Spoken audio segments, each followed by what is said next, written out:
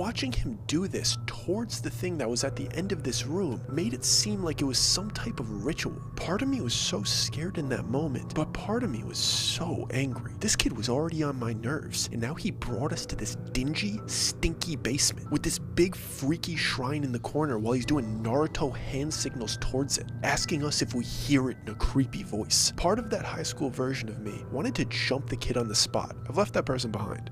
But I couldn't get myself to do it when I realized that the beat that we were hearing wasn't coming from any type of speaker, and the source of the beat definitely wasn't coming from his hands. The beat felt more like a frequency, like it was more of a vibration than it was a sound, and it felt like it was coming from the end of the room. And when I looked into the direction of that assortment of bones in the corner, it felt like the frequency was coming off that thing. But he kept saying things like, "Do it with me. If you do it enough, you'll be able to see him." I couldn't see him till I built this, but it started getting much weirder when the pace of the beat started picking up, and his hands were matching the fast pace of this beat. He was making no mistakes. It was as if he was perfectly synchronized with whatever frequency was coming off of this thing, and at the same time he was repeating, now almost in a scream, "Do it with me, do it with me, do it with me, do it with me." And after he said that about 15 times in a row, he said, "See him," and he put his hands out in front of him with his pointer finger and his thumbs touching each other, forming a triangle with his hands, and he was looking through that triangle directly at the assortment of bones. I grabbed Tommy by the back of his shirt and I dragged him out of that room. We ran up the first flight of stairs, onto that platform, and out that emergency exit. Tommy and I went back to Peter's house, and I could tell that Peter knows that I'm telling the truth, and he says, "I told you guys not to hang out with that kid."